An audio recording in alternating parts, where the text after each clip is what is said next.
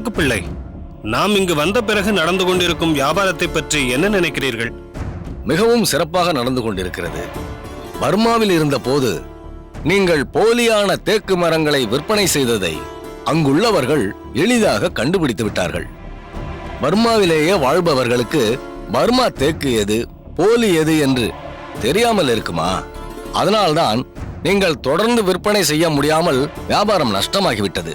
இப்போது எதற்கு அதை பற்றி சொல்லிக் கொண்டிருக்கிறீர்கள்? அப்படிப்பட்ட சூழ்நிலை இங்கு நமக்கு இல்லை என்பதை சுட்டிக்காட்டுவதற்காக சொன்னேன். நாம் பர்மாவில் இருந்து 20 ஆண்டுகள் வாணிபம் செய்திருந்தாலும் 20 ஆண்டுகளில் கிடைக்கக்கூடிய லாபம் இங்கு 2 வருடங்களில் கிடைத்துவிட்டது. நாம் பர்மாவில் இருந்து இறக்குமதி செய்வது போலி தேக்கு என்று எவருக்கும் தெரியவில்லை. போட்டி போட்டுக்கொண்டு வாங்குகின்றார்கள். ஆனால் ஒன்று என்ன? அதற்காக நம்மிடம் சேர்ந்து பணிபுரியும் ஆட்களுக்கு நீங்கள் நியாயமாக தர வேண்டிய தொகையைத்தான் தருகிறீர்கள். ஒரே ஒருவருக்கு மட்டும் அளவுக்கு அதிகமாக அவர் செய்து கொண்டிருக்கும் வியாபாரத்துக்கும் மேலாக தந்து கொண்டிருக்கிறீர்கள். அது யார் என்று நான் சொல்ல தேவையில்லை, உங்களுக்கே தெரியும். துரைசாமியைத்தானே சொல்கிறீர்கள்? அவர் என் தந்தையின் நண்பர் என்பதற்காகவோ, எனக்கு பிரமாதமாக வியாபாரம் செய்ய வழிவகுத்து தந்துவிட்டார் என்பதற்காகவோ நான் இதை செய்யவில்லை. வேறு எதற்காக செய்கிறேன் என்பதை நான் சொல்லி உங்களுக்கு தெரிய வேண்டும் என்பதில்லை. அவர் ஒரு அழகான பெண்ணிற்கு தந்தையாக இருக்கிறார் என்பதற்காகத்தான் செய்து கொண்டிருக்கிறீர்கள் என்று எனக்கு நன்றாகவே தெரியும். நீங்கள் அதை வெளிப்படையாகவே சொல்லியிருக்கிறீர்கள். அதற்காகத்தான் என்று. நான் உள்ளே வரலாமா? கணப்பிள்ளை, நாம் பேசியதை அவர் கேட்டிருப்பாரோ? நிச்சயம் கேட்டிருக்காது. அதை கேட்டிருந்தால் அவர் முகத்தில் மாற்றம் ஏற்பட்டிருக்கும். வாருங்கள்.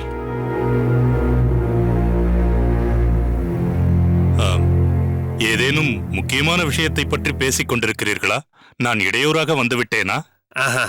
அப்படியெல்லாம் ஒன்றுமில்லை. உங்களுக்கு தெரியக்கூடாத ரகசியம் என்று ஏதேனும் இருக்கிறதா என்ன? தமிழகத்தில் நான் நடத்தும் பர்மா தேக்கு வியாபாரத்தில் எனக்கு உறுதுணையாக இருந்து செயல்படுபவர் அல்லவா தாங்கள்? நான் நடத்தும் வியாபாரத்தில் நீங்களும் ஒரு பங்குதாரரை போல்தான். அதனால் தாங்கள் இங்கு வருவதால் இடையூறு என்று ஒருபோதும் எண்ணாதீர்கள். உலகநாதா, நீ என் மீது செலுத்தும் அன்பை நினைக்க நினைக்க என் நெஞ்சம் நெகிழ்கிறது. என் நண்பனை மீண்டும் பார்ப்பது போன்ற பரவசம் ஏற்படுகிறது. என்னை பொறுத்தவரை என் தாய் தன் அண்ணனாக போற்றிய உங்களை எனது உறவாகவே கருதுகிறேன் மாமா. இந்த உலகநாதா, வழுதலம்பட்டி மிராசுதாருக்கு தேக்கு மரங்களை தந்ததற்காக அவர் கொடுத்த தொகை. அவர் வீடு முழுவதையும் தேக்கு மரத்தாலேயே கட்டிவிட்டார். அத்தனை தொகையையும் இந்த பெட்டியில் வைத்து கொடுத்து விட்டார். இந்த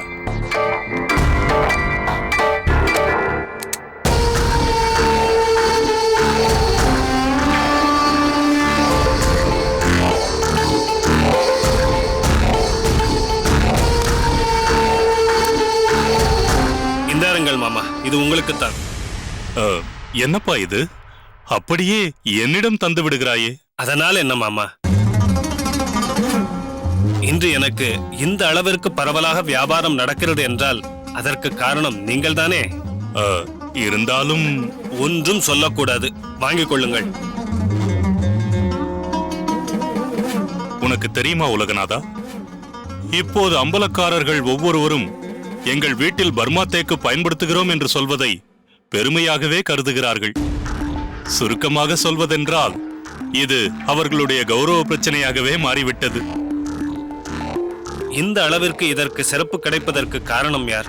நீங்கள் தானே. அதனால்தான் தங்களை என்னிடம் பணிபுரிபவராக எண்ணாமல் பங்குதாரராகவே ஆக்கிக்கொள்ள தீர்மானித்து விட்டேன். இந்த மகிழ்ச்சியை நாம் கொண்டாட வேண்டாமா? எப்படி கொண்டாடுவது? சொல்கிறேன், வாருங்கள்.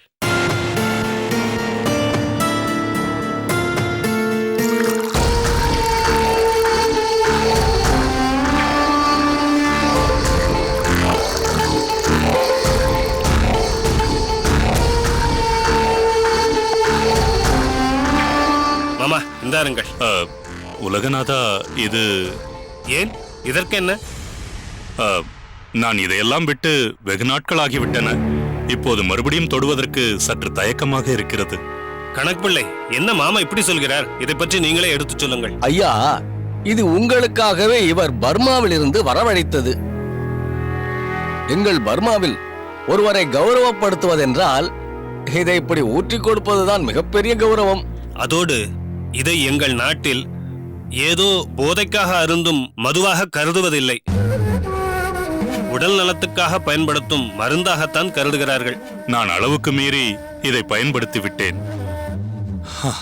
இதற்காகவே என்னை தேடி வரும் நண்பர்களால் எல்லாவற்றையும் பறிகொடுத்து விட்டேன். ஏதோ பூர்வீகமான அசையா சொத்துக்கள் அப்படியே மிஞ்சி இருக்கிறதே தவிர, நான் பாடுபட்டு சம்பாதித்த சொத்துக்களை எல்லாம் ஊதாரித்தனமாக குடித்தே அழித்து விட்டேன். குடிப்பதற்காகவே என்னை தேடி வந்த கூட்டம் இனி அது கிடைக்காதே என தெரிந்ததும் ஒரேடியாக என்னை விட்டு ஒதுங்கி விட்டார்கள்.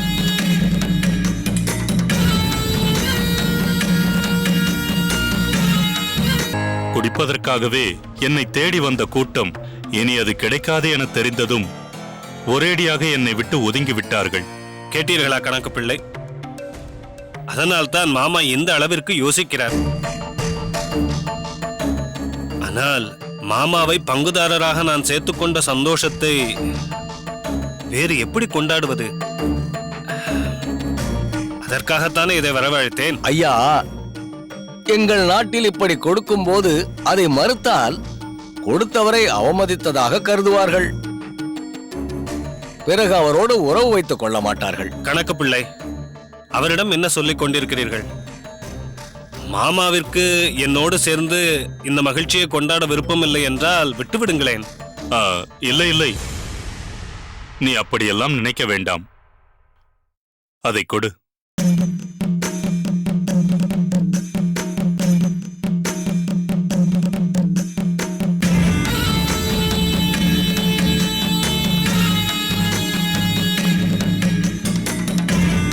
எப்படி இருக்கிறது மாமா? இப்படி ஒரு உயர்ந்த ரக மதுவை நான் இதுவரை அருந்தியதே இல்லை. அப்படியானால் இன்னும் சிறிது அருந்துங்கள். நீ சொன்னால் நான் மறுப்பேனா? ஊற்று ஊற்று.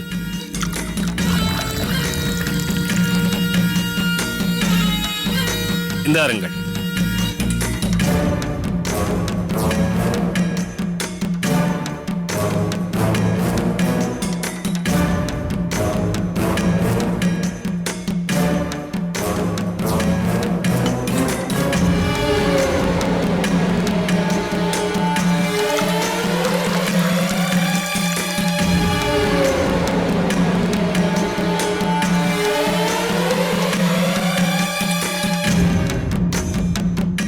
இப்போது சொல்லுங்கள், இவ்வளவு பெரிய சந்தோஷத்தை மறுத்தீர்களே, எனக்கு எவ்வளவு சங்கடமாகிவிட்டது.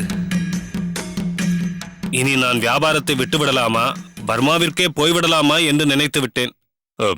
இல்லை இல்லை, நீ இங்குதான் இருக்க வேண்டும். பிரமாதமாக வியாபாரம் செய்ய வேண்டும். அப்படி சொல்லுங்கள். இப்போது கூட நான் இந்த வியாபாரத்தை தென்பாண்டி மண்டலத்தோடு நிறுத்தாமல் தஞ்சை, திருச்சிராப்பள்ளி போன்ற சோழ மண்டலத்திலும் தொடர்வதென தீர்மானித்து விட்டேன். பர்மா தேக்கின் பெருமையை உணர்ந்து பல பேர் அங்கிருந்து வந்து கேட்கத் தொடங்கிவிட்டார்கள்.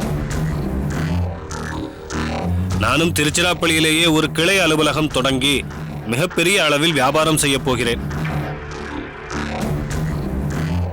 அதில் உங்களையும் பங்குதாரராக ஆக்கி பட்டயமே எழுதச் சொல்லிவிட்டேன்.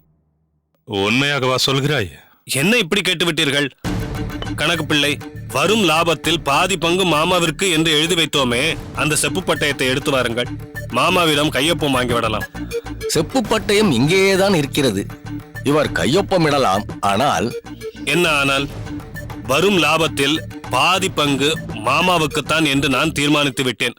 அதில் யாரும் குறுக்கிடக்கூடாது, நீரும் தலையிடக்கூடாது. நீங்கள் உங்கள் மாமாவிற்காக செய்யும் காரியத்திற்கு நான் தடை போடுவேனா? நான் அதை பற்றி சொல்லவில்லை. வேறென்ன கணக்குப்பிள்ளை? செப்பு பட்டயத்தில் நீங்கள் சொன்ன விஷயங்களை நான் இன்னும் எழுதவில்லை. அப்படி இருக்கும்போது எப்படி கையொப்பம் வாங்குவது என்றுதான் யோசிக்கிறேன். என்னதான் நீங்கள் அவரை பங்குதாரராக ஏற்றுக்கொண்டாலும்,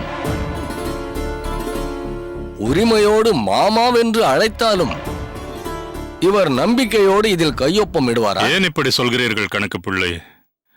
என் நண்பனின் பிள்ளையை நான் நம்ப மாட்டேனா? எனக்கு இவ்வளவு பெரிய வாய்ப்பை ஏற்படுத்தி தரும்போது நான் இதை கூட செய்ய மாட்டேனா? அதற்கில்லை மாமா. என்னதான் இருந்தாலும் பட்டயத்தில் ஏதும் எழுதப்படாமல் இருக்கும்போது அதில் நீங்கள் கையொப்பம் இடுவது நன்றாக இருக்குமா? அதைத்தான் யோசிக்கிறேன். இந்த கணக்கு பிள்ளையே எப்படித்தான் எதையும் நேரத்தோடு செய்ய மாட்டார். நாளையே நான் திருச்சிராப்பள்ளி போய் அதற்குண்டான ஏற்பாட்டை எல்லாம் தொடங்கிவிடலாம் என்று தீர்மானித்திருந்தேன். இவர் இப்படி செய்து விட்டாரே. பட்டயத்தில் எழுதுவதை எப்பொழுது வேண்டுமானாலும் எழுதிக் கொள்ளலாம். கையொப்பம் பெறுவதற்காக நாம் மறுபடியும் அவரை அழைக்க வேண்டியதில்லை. அதற்காக இப்பொழுதே கையொப்பம் போட சொல்கிறீர்களா? அவர்தான் கையொப்பமிட தயாராக இருக்கிறாரே. அதுதானே, நான் தான் கையொப்பம் இடுகிறேன் என்கிறேனே. உனக்கு என்ன தயக்கம் உலகநாதா? நான் இப்பொழுது இங்கேயே கையொப்பம் இடுகிறேன். இந்த உலகத்திலேயே எனக்கு நம்பிக்கையான ஒருவன் உலகநாதன் தான். கணக்கு பிள்ளை, கொண்டு வாருங்கள் அந்த செப்பு பட்டயத்தை. இன்னும் சிறிது அருந்துங்கள்.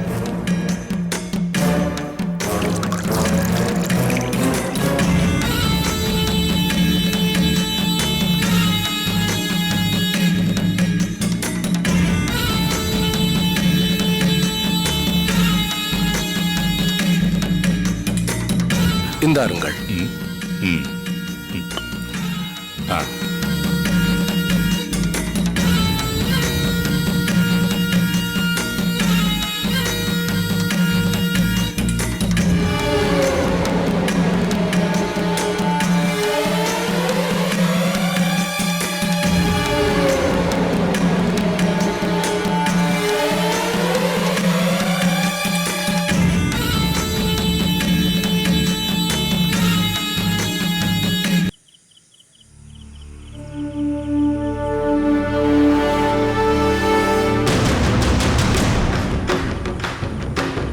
அண்ணா, மேஜர் கிரே தான் ஏதாவது செய்து அக்னியு தன்னை மதிக்கும்படி செய்ய வேண்டும்.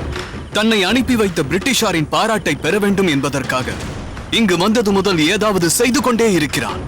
அதனால்தான் மானாமதுரைக்கும் பார்த்திபனூருக்கும் நடுவே பாசறை அமைத்து தங்கியிருக்கும் நம் வீரர்களை தாக்க வேண்டும் என்று புறப்பட்டிருக்கிறான். அதற்காக நீ ஏன் இவ்வளவு பதற்றப்படுகிறாய்? அங்கு நாம் என்னென்ன செய்து வைத்திருக்கிறோம், நம் வீரர்கள் எவ்வளவு பேர் இருக்கிறார்கள் என்பதை பற்றியெல்லாம் தெரிந்து கொள்ளாமல் 1000 வீரர்களோடு புறப்பட்டிருக்கிறான் அந்த மேஜர் கிரே. அதனால் ஏற்படும் விளைவை அவன் அனுபவிக்கத்தான் போகிறான். ஏனென்றால் கோபால நாயக்கரின் பாசறைகளில் உருவான வீரர்கள் பலர் அங்கே இருக்கிறார்கள். கோபால நாயக்கரின் பாசறை ஒன்று திடீரென புகழ்ந்து அவர்களை அழித்தார். அதற்கு பதிலடி கொடுப்பது போல் செவத்தையா கருத்த ஆதப்பனுடன் சென்று அவர்கள் முகாமை சூறையாடினார்கள். அப்படியும் திருந்தவில்லை அந்த மேஜர் கிரே. நம்மை பிடிக்க வேண்டும் என்பதற்காகவே கர்னல் அக்னியுவால் வரவழைக்கப்பட்டவன் அல்லவா அந்த மேஜர் கிரே? அவ்வளவு எளிதில் ஓய்ந்து விடுவானா? அதனால்தான் அடுத்த நடவடிக்கையாக நமது படை இருக்கும் இடத்தை பற்றி அறிந்து கொண்டு தனது படையோடு புறப்பட்டிருக்கிறான். நாம் ஏன் இன்னும் இங்கேயே தாமதிக்க வேண்டும் அண்ணா? நாமே சென்று அந்த போருக்கு தலைமை தாங்கி அவர்களுக்கு பாடம் புகட்டுவோமே. அதற்கான அவசியம் ஏற்படவில்லை சின்னமருது. போரை நடத்தும் பொறுப்பை கோபால நாயக்கர் ஏற்றிருக்கிறார். தனது பாசறை ஒன்றை அழித்த அந்த கிரேவுக்கு தானே பதிலடி கொடுக்க வேண்டும் என்று நினைக்கிறார். அதனால் நாம் போர் பற்றிய செய்திக்காக காத்திருப்போம். வாழ்க மாமன்னர்கள் மருது பாண்டியர்கள்.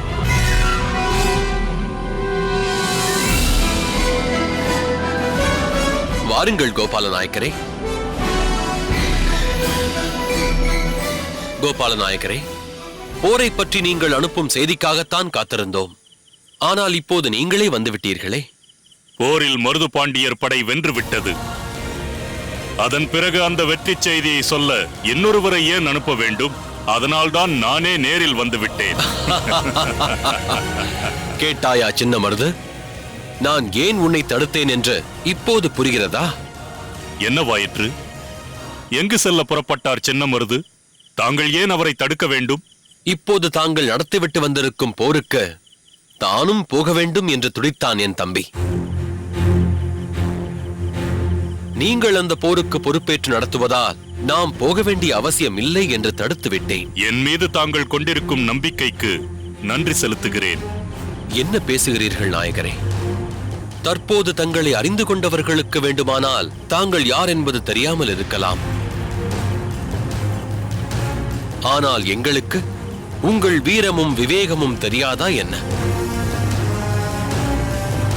எங்கள் மகாராணியார் வேலு நாச்சியார் தன்னிடமிருந்து நாட்டை பறித்துக் கொண்ட ஆங்கிலேயரை பழிவாங்க ஹைதர் அலி தந்த பீரங்கி படையோடு புறப்பட்ட போது தாம் உருவாக்கிய வீரர்கள் பலரை எங்களுக்கு துணையாக அனுப்பியவர் அல்லவா தாங்கள்? நாங்கள் ராணியாரின் மெய்காப்பாளர்களாக இருந்த போதே எங்களுக்கு துணை நின்றவர் அல்லவா தாங்கள்? அது மட்டுமா? மருது சகோதரர்களாக இருந்த எங்களுக்கு மருது பாண்டியர் என்று பெயர் சுட்டி முடிசூட்டிய போது அதில் பெரும் மகிழ்ச்சியோடு பங்கு கொண்ட தாங்கள் அன்று முதல் இன்று வரை எங்களுக்கு பெரும் துணையாகவே இருந்து கொண்டிருக்கிறீர்கள். இன்று ஆங்கிலேயருக்கு சமமாக நம்மாலும் அது போன்ற துப்பாக்கிகளை உருவாக்க முடியும் என்று செய்து காட்டிவிட்டீர்களே.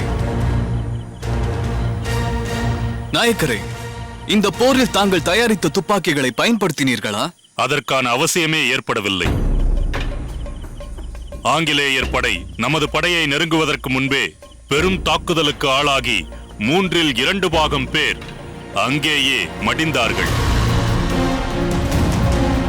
மேஜர் கிரே, தாங்கள்தான் அவனை ஒன்றும் செய்ய வேண்டாம், அவன் நம் வலிமையை புரிந்து கொள்ளும்படி செய்தால் போதும் என்றீர்களே. அதனால்தான் அவனை எளிதாக அழிக்க வாய்ப்பிருந்தும் தப்பித்து போகும்படி விட்டுவிட்டேன். இந்த போரை நடத்தியது நீங்கள்தான் என்பது மேஜர் கிரேவிற்கு தெரியுமா? நேருக்கு நேராக நீங்கள் இருவரும் சந்தித்துக் கொண்டீர்களா?